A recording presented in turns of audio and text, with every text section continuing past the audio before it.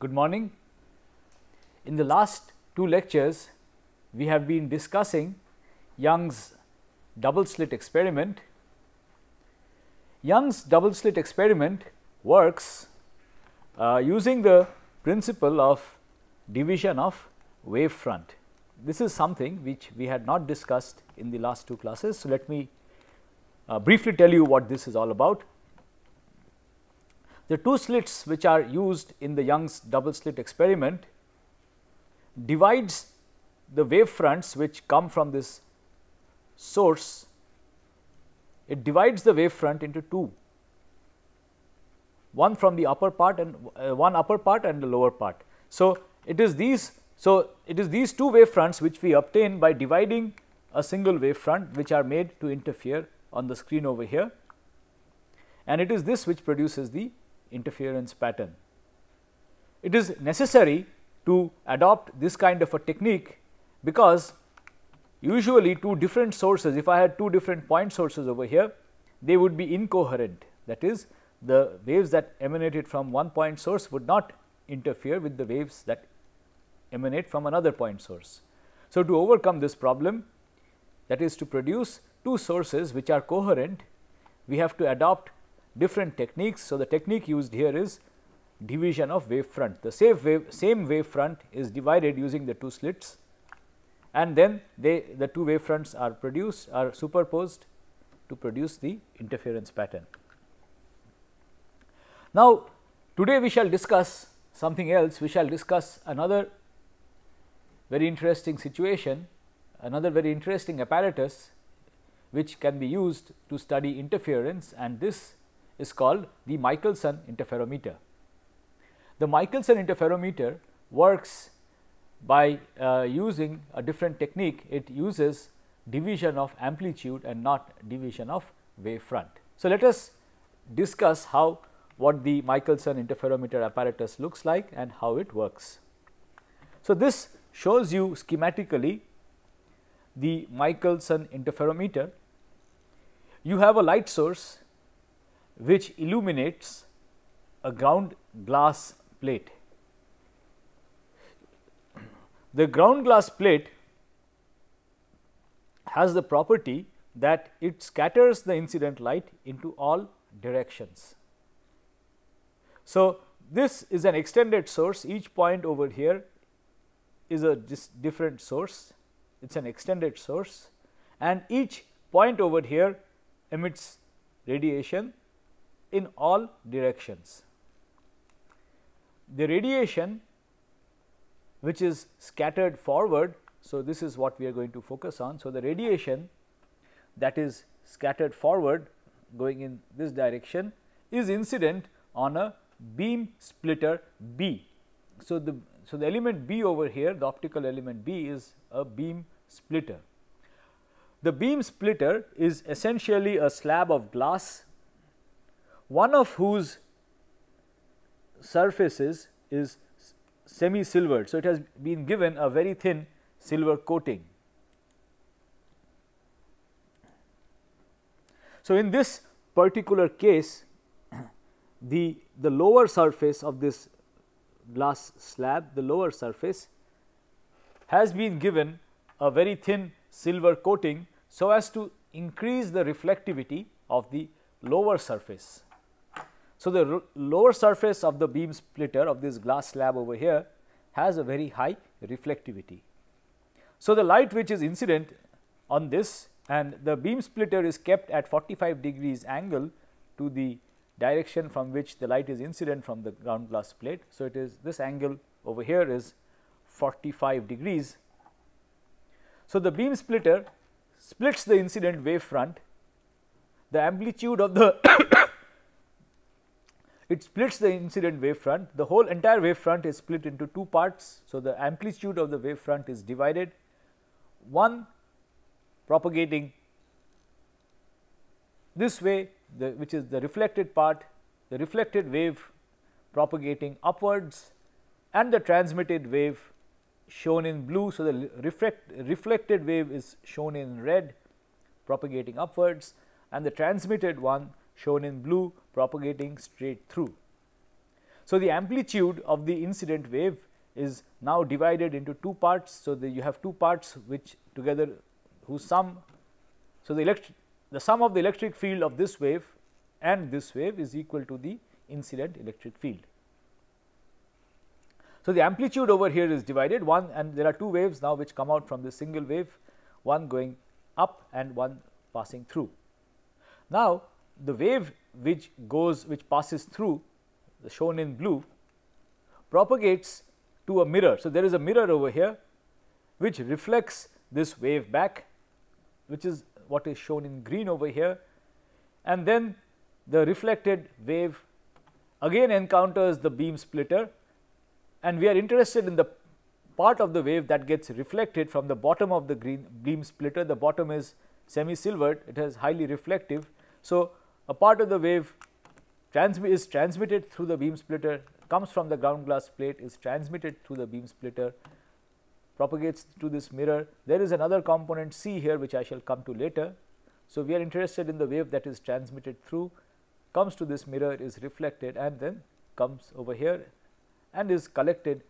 This light is incident on a telescope which focuses it to the focus. Now, the other wave which is reflected from the beam splitter. So, there were two waves produced at the beam splitter, one which was transmitted and one which was reflected. The wave which is reflected at the beam splitter goes up and encounters a mirror which reflects it back, which is shown over here, and then it is a part of it is transmitted through the beam splitter, and this again is collected by the telescope.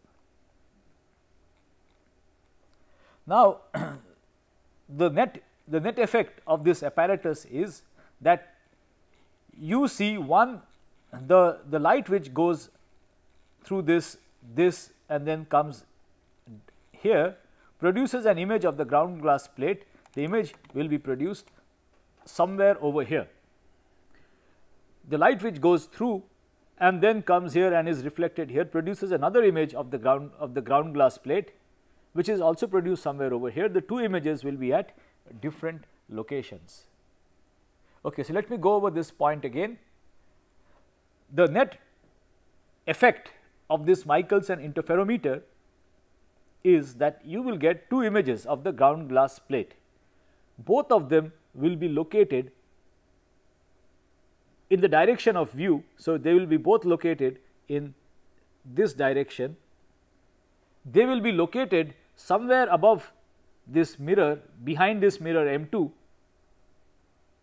and the distances to these two images of the ground glass plate will depend on the length of these arms, of these two arms.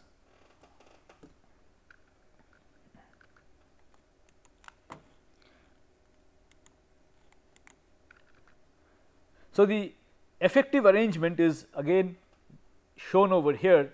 The effective arrangement is shown over here, the thing which I was just discussing.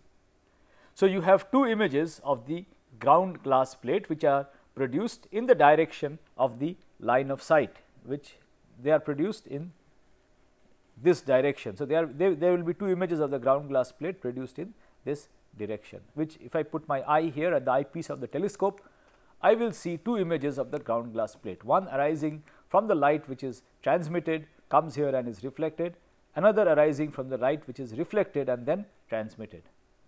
So, one produced by M1, another produced by M2, and these two images of the ground glass plate are shown over here.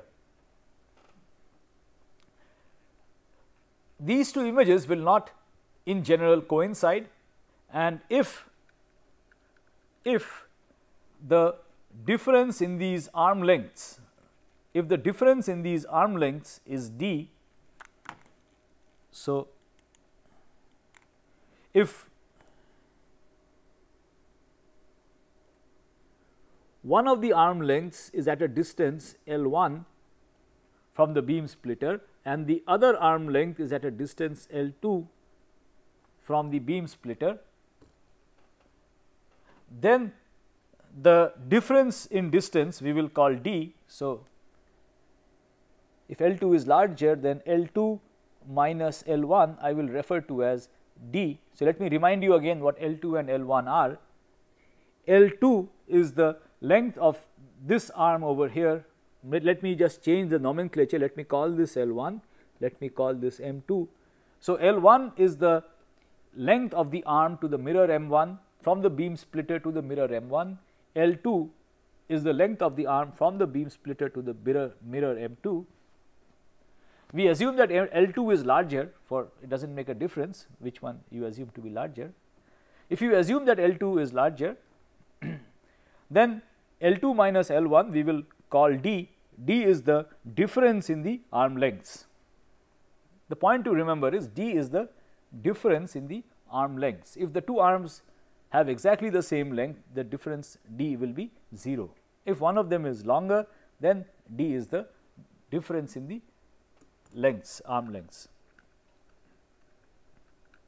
So, the two images which are produced by this apparatus will be at a separation 2D. If D is the distance, the difference in the arm lengths, then the two images produced are going to be of the ground glass plate are going to be at a separation of 2D. Why it is 2D is should be clear from the following argument. Let me explain to you briefly why it is 2D. If I have a mirror over here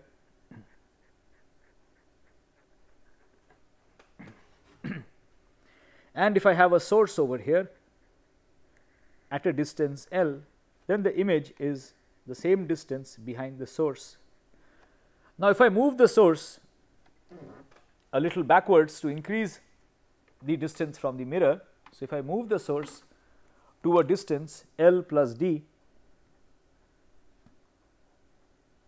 so this distance is D, then the image is also going to move back by exactly the same amount D, and the total distance now between the source and the image has increased by a factor of by an amount 2D.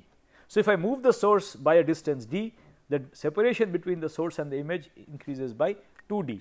It is exactly for the same reason that if the separation, if the difference in the arm lengths is D, then the difference between the two images of the ground glass plate is 2D. They will be produced at a distance which is 2D apart. Now, there is a point which I should discuss here, which I have not mentioned till now. The point is as follows: the light which propagates to M2, the light which is reflected at the beam splitter goes up and then gets reflected down, this light traverses the thickness of the glass slab 3 times. 3 times because the reflection occurs at the bottom of the glass slab. So, when it comes here for the first time, it goes through it once and then it comes out twice, it goes all the way here, and then when it comes back once more. So, that makes it 3 times. Now, let us look at the transmitted wave. The transmitted wave traverses the glass slab only once, goes through, comes here, gets reflected from the bottom surface, does not enter, and then comes over here to the telescope.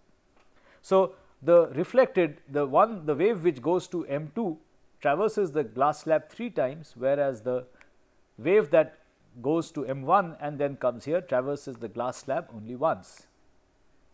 Now, this introduces an extra optical path difference because the refractive index of glass is different than that of air. So, even if these two arm lengths are exactly the same, the optical path traversed by this wave and this wave are going to differ, and the difference is going to be exactly 2 times the path length inside the glass slab. So, this is going to traverse a slightly larger optical path length than this, even if the arm lengths are exactly equal. So, one has to compensate for this, and one could think that you could compensate for it by moving the mirror M1 a little behind, so as to introduce the extra path length. But it so happens that the refractive index of glass is wavelength dependent. So, you could compensate for the extra path inside glass at a particular wavelength by moving the mirror back, but then the compensation would not be exactly correct at other wavelengths. So, in order to account for this extra optical path length, it is most convenient to introduce a glass slab which is exactly identical to the beam splitter, but which does not have the silver coating. So, this glass slab is called the compensator. So, it is most convenient to compensate for this extra path which this particular wave has to traverse by introducing a compensator over here. So, the compensator is a glass slab exactly identical to the beam splitter, but it has no silver coating. So, now the wave which is transmitted goes to M1 and comes back also passes through the glass slab 3 times, once over here and twice over here. So, the optical path through the glass is exactly identical for the wave that goes up, that is reflected up, and the wave that is transmitted. So, this is achieved through this optical element called the compensator. So, now any difference in the position of the images is only due to differences in the lengths of the 2 arms, and the separation between the 2 images of the ground glass plate is exactly twice the difference in lengths of the 2 arms. So, this is the telescope. Now, let us turn our attention to the image. This is the telescope. So, we can for our purposes replace the telescope by a lens and look at the image of the produced by this lens at the focal plane. So, what is the role of such a lens? The role of such a lens is that it will take all the light coming in a particular direction and focus it to a single point. That is the role of a lens. So, let me draw a picture and explain this point to you.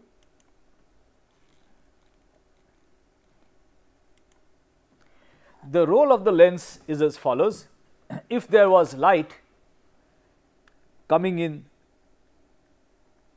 this direction, a wave coming in this direction, on the focal plane the entire wave. So, this is focused to a single point over here.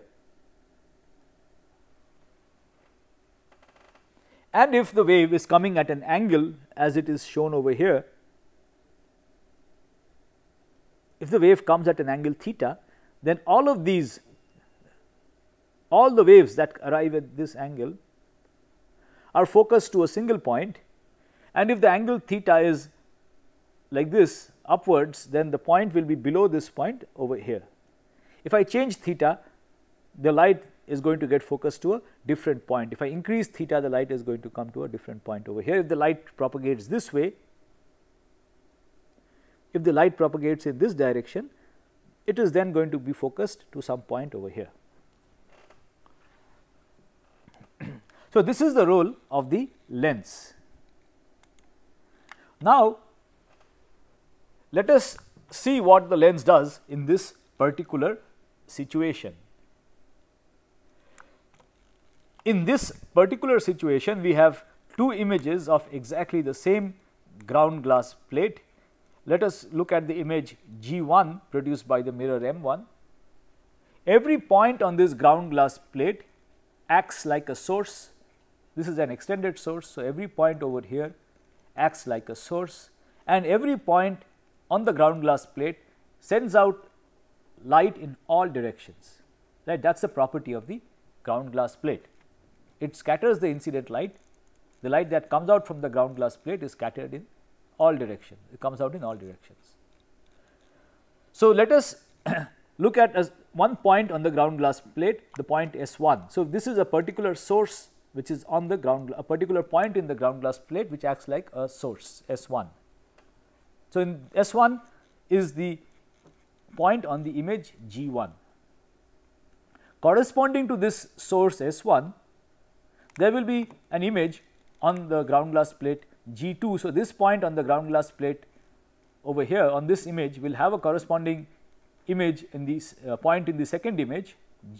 So, S2 is the source, is the image of this point over here, is on the second image.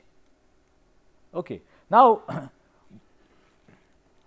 what the lens over here does is it focuses, it brings together the radiation that is emitted from this point at an angle theta and this point at an angle theta. Both of them are combined to a single point. Not only this, also radiation emitted from this point at an angle theta.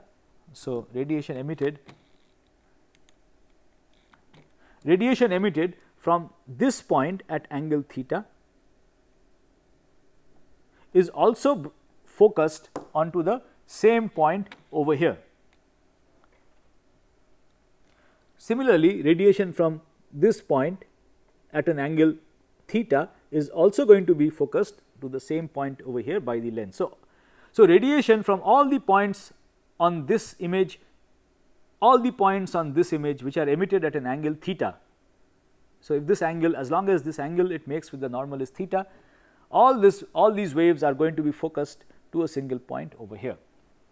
And at this point you are going to have the superposition of all of these waves. Now, the question is, which of this radiation is going to interfere with one another? Here you should remember that different points on the ground glass plate are incoherent sources. So, the radiation from this point is not going to interfere with the radiation from this point on the same same image of the ground glass plate. That is the first point. Second point is that the radiation from here is going to interfere from the radiation with the radiation from its image on the second. So, the radiation from this point and the radiation from this point are going to interfere with each other because they are the images of the same point on the ground glass plate. It is basically the same source. We are seeing two images of the same source. And since these are two different images of the same source, the radiation from here and the radiation from here are going to be coherent. The radiation from here is not going to interfere with the radiation from any other point on the image, neither is it going to interfere with the radiation from any other point on this image. So, it will only interfere with radiation from its own image. So, S1 is going to interfere with the radiation from S2, where S1 and S2 are the images of the same point on the ground glass plate. Similarly, the radiation from this point is going to interfere with the radiation from its corresponding image on the other image over here, from the corresponding point on the other image. Okay. So, we are going to have interference between pairs of waves which originate from two different images of the same point on the ground glass plate. So, what you will get over here is a superposition of two waves, one over here, one from this image and one from this image, and you have to add up the intensity from waves coming from all such points.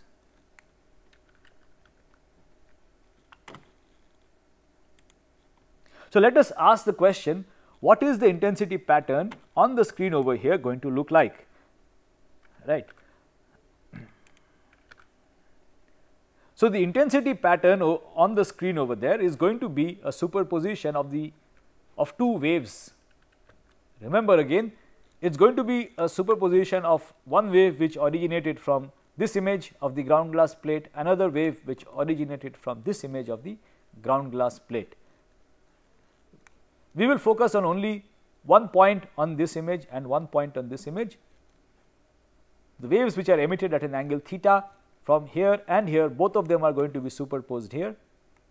So, the resultant electric field at this point over here is the electric field of the wave emitted from here and the wave emitted from here superposed, which is what I show over here. So, this is the wave from the first image, this is the wave from the second image. Both of them will get superposed on that point in the screen.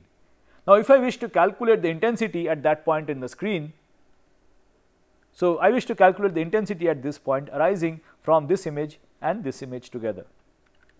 The intensity at that point is I1 plus I2 plus 2 root I1 I2 cos phi 2 minus phi 1. We have derived this formula 2 classes back and we have discussed it.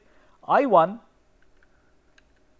is the intensity of the light coming from here, I 2 is the intensity of the light coming from here, phi 2 minus phi 1 is the phase difference between these two. And the phase difference between these two waves arises because they have to travel a different path. These two images of the ground glass plate are effectively sources which are separated by a distance 2d, and if you are looking at a wave which is emitted at an angle theta, then the path difference between these two is 2d cos theta. So, phi 2 minus phi 1 will arise because of this path difference 2d cos theta. You have to multiply it by 2 pi by lambda to get the phase difference between the two waves. Now, there is another effect which contributes to the phase difference. This effect is as follows. If you follow the beam, the wave which gets reflected and then comes here, notice that it undergoes an internal reflection. It undergoes an internal reflection at this over here, because it gets reflected from the interface of the glass and air, whereas the transmitted wave undergoes an external reflection because it is reflected at the boundary of air and glass. So, there is a phase difference of pi between internal reflection and external reflection, so this fact that one of the waves undergoes an internal reflection, another an external reflection, introduce an extra phase difference of pi between the two waves, and this also has to be included.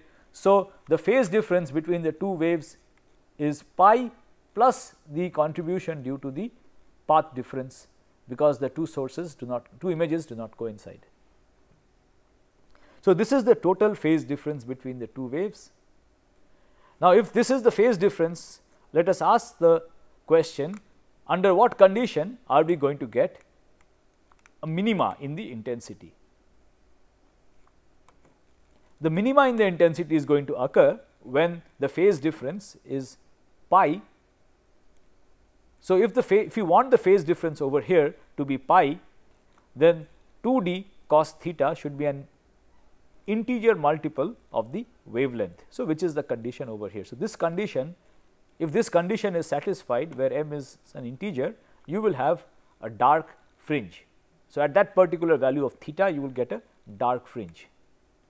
If you ask the question, under what condition will you get a bright fringe? You will get a bright fringe if phi 2 minus phi 1 is an even multiple of 2 pi. If phi 2 minus phi, if the phase difference is 0, 2 pi, 4 pi, then you will get a bright fringe. If you want the phase difference to be an even multiple of 2 pi, then you get a condition for 2d cos theta. 2d cos theta should be equal to m plus half lambda, right. So, the condition for a bright fringe is that 2d, for a bright fringe, the same thing, just that you have to put in a factor of m plus half instead of m. So, this is for a bright and this is for a dark fringe.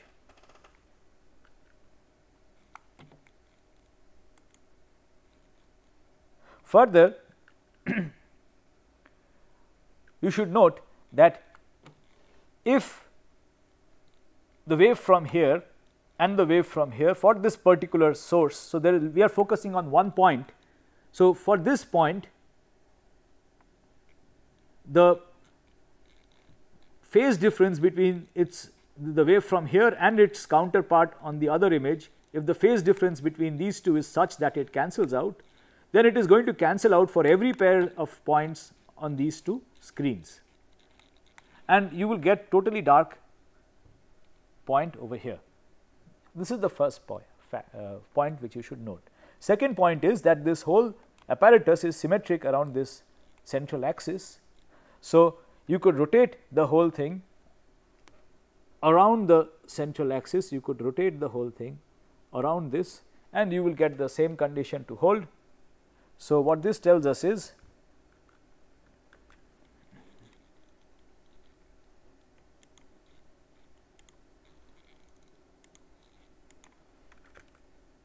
that you will get circular fringes. So, the fringe pattern that you observe on the screen over there, or if you put your eyes at the focal at the eyepiece of the telescope, or if you put a lens and focus the light onto a screen, what you will observe over there is circular fringe patterns. You will get circular patterns of dark and bright. Okay. So, this is so I have in the first half of this lecture I have tried to give you an idea of what the Michelson interferometer looks like and how it functions. Let us now go into slightly more detail into the fringe pattern that you expect to see. So,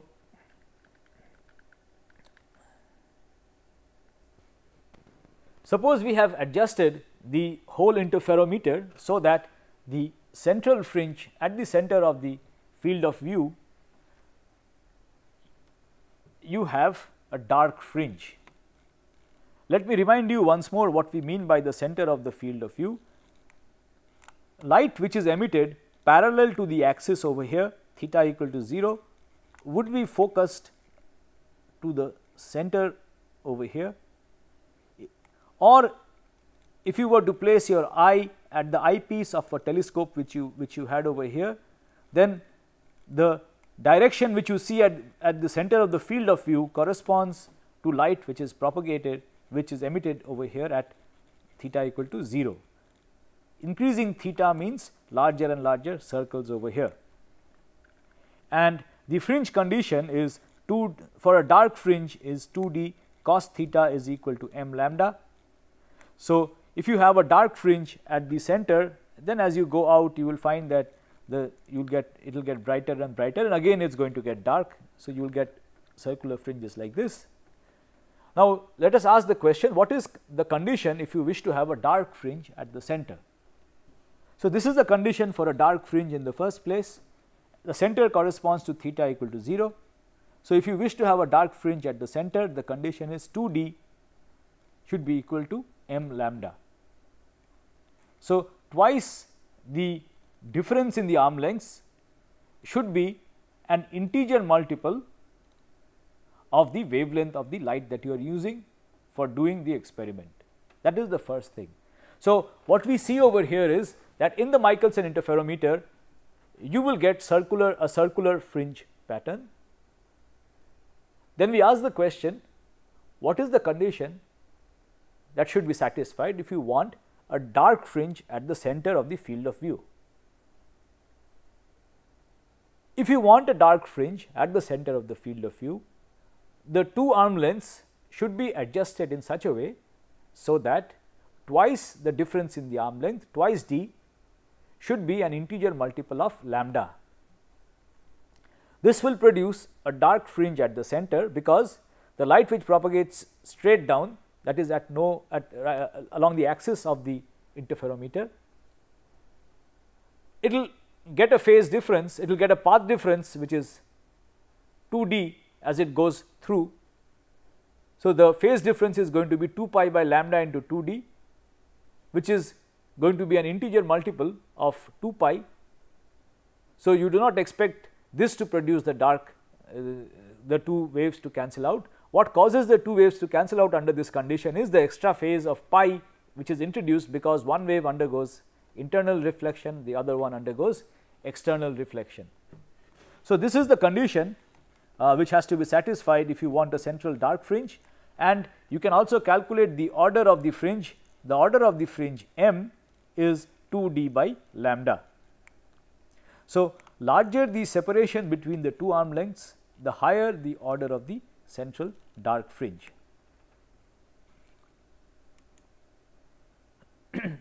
Next, let us ask the question, what is the fringe spacing? So, I have already told you that in the Michelson interferometer experiment you will get circular fringes. So, suppose we adjust the interferometer in such a way, so we adjust the two arm lengths in such a way, so that the difference is between the two lengths is such that I get a dark spot at the center of the field of view.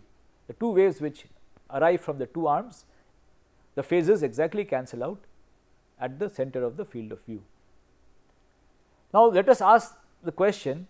So, we have a dark spot at the center of the field of view. As I go outwards, I am going to get a bright line around it, and then I am going to get the first circular dark ring, right. So, we have the dark spot at the center, then we have a bright fringe around it, and then we have the first circular dark ring.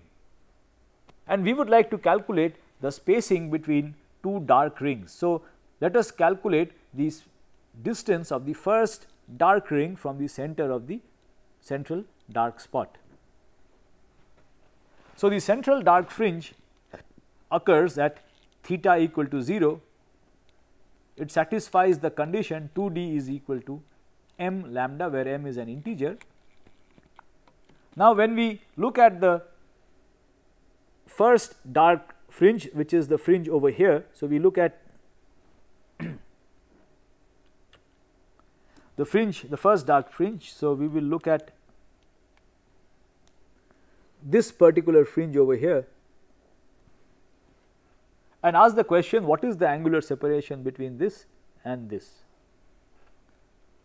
This corresponds to an order m, where m is 2d by lambda. Now, if I let us just go back to the fringe condition. This is the fringe condition. So, if I increase theta maintaining the same distance d, if I increase theta, going outwards means increasing theta, then cos theta, the value of cos theta will go down. Cos theta is maximum when theta is 0 at the center. Now, if I increase theta, the value of cos theta goes down. So, you can see that the value of m will correspondingly go down. So, for the fringe condition for the first fringe tells us that 2d cos theta is equal to m minus 1 lambda. This is the condition for the first fringe. This is the condition for the central fringe, the central fringe at theta equal to 0. This is a condition where you will see the first dark fringe. The order of the fringe of this fringe is 1 less than the order of the central fringe. And if you assume that this angle theta is small, you can then expand cos theta as approximately 1 minus theta square by 2. There will be higher order terms also which are small if you assume that theta is small, which can be dropped. And if you put this in over here, so you will get 2d. So, what you get when you put this in over here is 2d 1 minus theta square by 2 is equal to m minus 1 lambda. Now, we subtract this from this and what you are left with is theta square is equal to lambda by d, which gives you theta is equal to square root of lambda by d. So, the fringe spacing, the angular separation between the central dark fringe and the first circular ring, theta is the square root of lambda by d. Just recollect that in the Young's double slit experiment, the fringe spacing was lambda by d, whereas in this situation it is square root of lambda by d. So, let us go back to this expression for the fringe spacing and ask the question, what happens if we increase the difference in length between the two arms. So, notice that if you increase d, the fringe spacing becomes smaller and smaller. So, the larger the difference in the lengths of the two arms, the closer the fringe pattern is the fringes are going to get. So, the fringe pattern is going to shrink, the fringes are going to be closer and closer. And if you make the two arms nearly equal, the spacing between the fringes is going to increase. Now, you could ask the question, what happens when you make both arms of equal length? Both arms of equal length corresponds to d equal to 0, right. D is the difference in the length of the two arms. So, if both the arms have exactly the same length, the difference d between the two lengths is going to be 0. What happens in this situation? So, what you see is that in this situation the entire field of view, the light from the entire field of view is going to cancel, is going to be pi out of phase. So, the entire field of view is going to be dark. So, as you bring the two arm lengths, make the two arm lengths nearly equal, the fringe spacing is going to increase, the dark central dark spot is going to get bigger, and the first circular fringe is also going to get bigger, and the spacing between them is going to increase, until finally when you make both the arm lengths exactly equal, the whole field of the central dark spot is going to fill the entire field of view, which is going to be dark. Okay. So, let me recapitulate what we have learnt over here. If you increase the separation between the two arm lengths, the fringes are going to get closer and closer. If you make the arm lengths very close to each other, the lengths very close to each other, the fringes are going to be far apart, and finally, if you make the arm lengths exactly equal, the whole field of view is going to be covered by the central dark fringe. So, the field of view is going to be dark.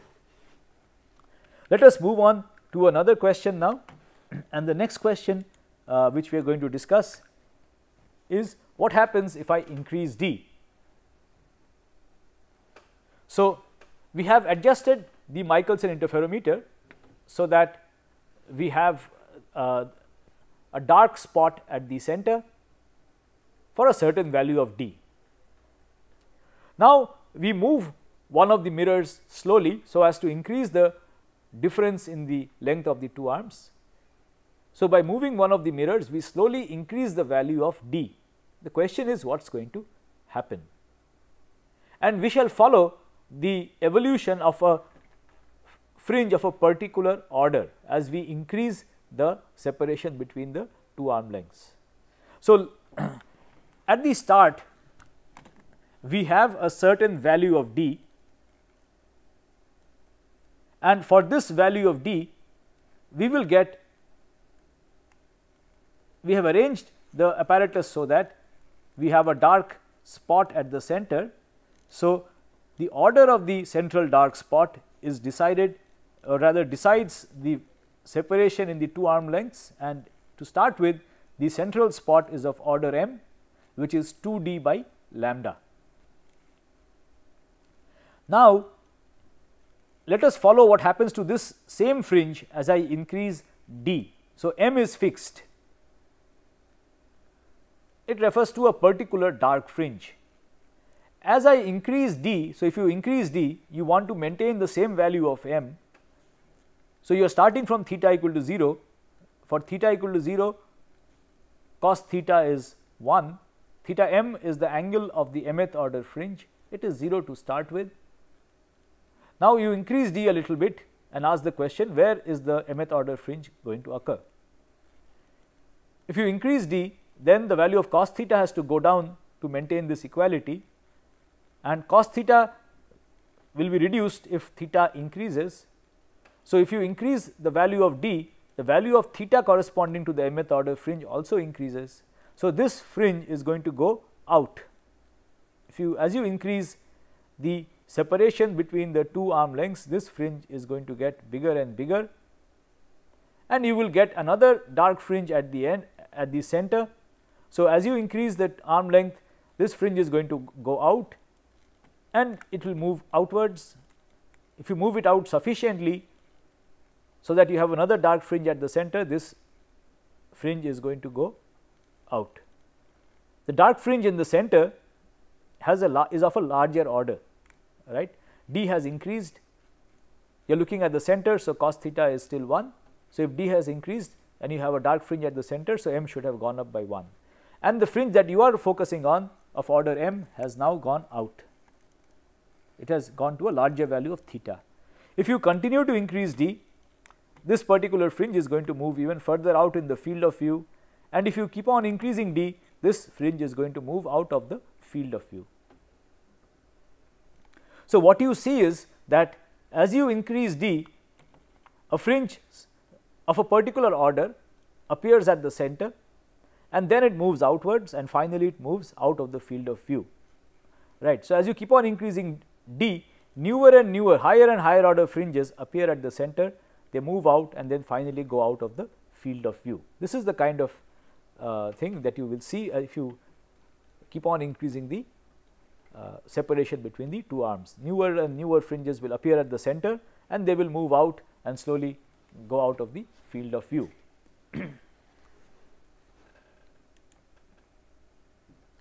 Let me now discuss some very interesting uses of the Michelson interferometer.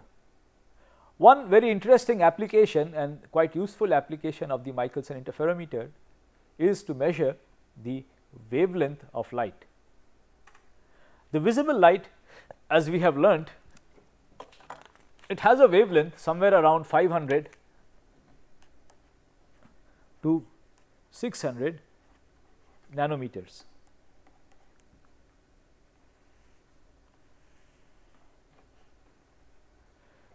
This is an extremely small length scale,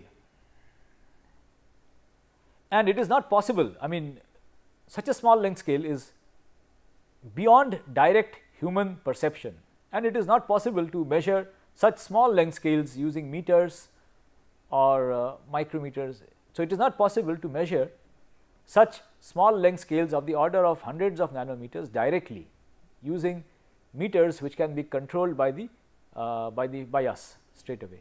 Okay.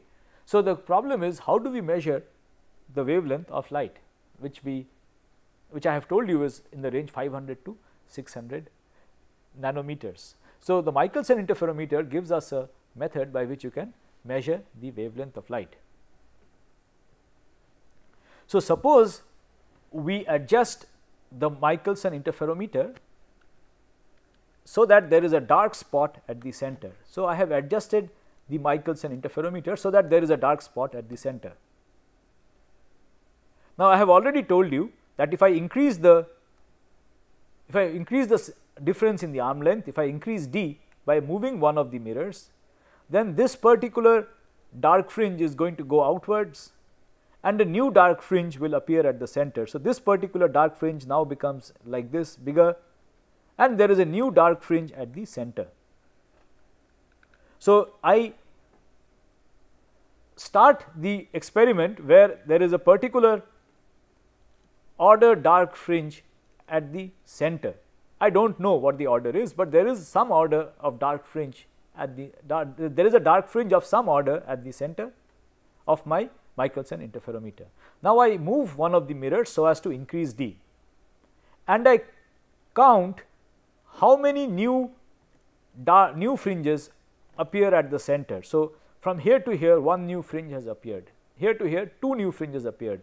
The fringe which was there earlier at the center has now moved out over here. If I increase the length even further, this is going to move out even further and I will get a third. So, here there is one new fringe, two new fringes, I will get a third new fringe. If I keep on increasing D, I will get more and more new fringes.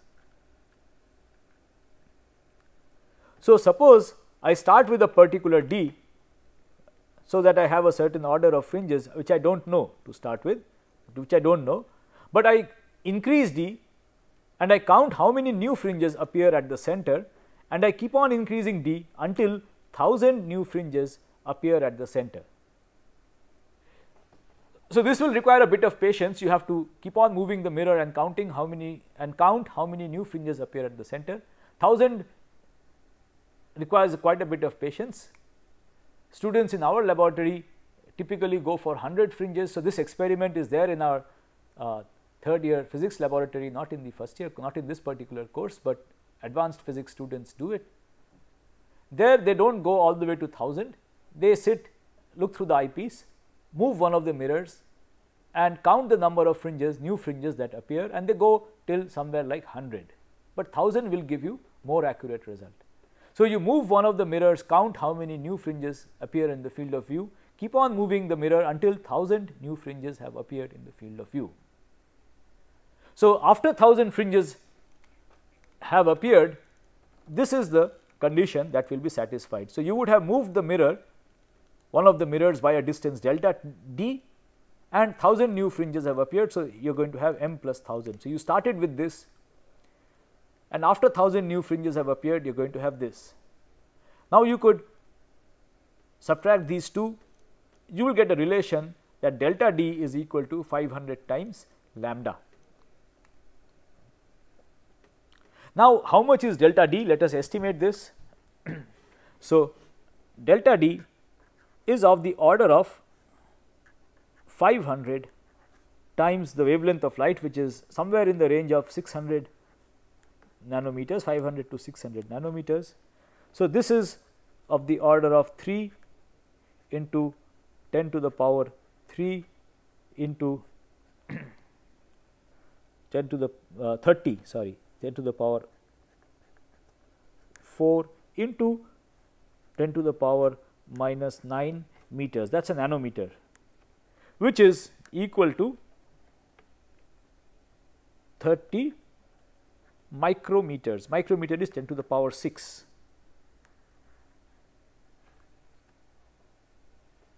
Right, 10 to the power 4. So, 10 to the power 500. So, that is 10 to the power 6. So, you will get 10 to the power 5 here, not 4. Right, 1, 2, 1, this should be 500. 1, 2, 3, 4 zeros, and 30 gives you one more 5 zeros. So, 10 to the power 5 into 10 to the power 9. So, you will get 3 into 10 to the power minus 4 meters, which is 0.3 millimeters, which you can measure without great difficulty. So, delta D for 1000 new fringes at the center, delta D is of the order of 0.3 millimeters. If you have 100 new fringes, delta D is of the order of 0.03 millimeters, which is 30 micrometers. Both of these can be measured using a micrometer screw gauge. So, you can measure the distance you have to move one of the mirrors in order to produce 1000 new fringes, or you could measure the distance you have to move the mirrors, one of the mirrors, to introduce 100 new fringes. And once you can, if you can measure this, you can determine the value of the wavelength of light lambda. So, delta D is of the order of 500 lambda if you have 1000 new fringes. So, even though lambda is extremely small, 500 lambda is not so small. You can measure it using a micrometer, and such measurements can be used to determine the wavelength of light. Okay. So, in today's lecture, we have learnt about the Michelson interferometer. The Michelson interferometer achieves interference through the division of amplitude. The same wave is divided into two waves of lesser amplitude, and these are sent to through two different paths and then made to interfere. This interferometer produces circular fringes, and the fringe condition, the condition for there to be a fringe is 2d cos theta should be equal to m lambda. Theta is the angle with the line of sight to the center. So, this angle over here is theta. So, this is the line of sight, theta is the angle over here, and the condition for a dark fringe is 2d cos theta should be equal to m lambda. This will give you a dark fringe of order m at an angle theta m. For a bright fringe, you have to replace this by m plus half. And we have studied various properties of this fringe pattern, the fringe spacing, how the fringe pattern evolves if you increase the distance between the two mirrors, and then we studied one application of the Michelson interferometer, we studied how you can use the Michelson interferometer to measure the wavelength of light. In the next lecture, we shall continue our discussion of the Michelson interferometer.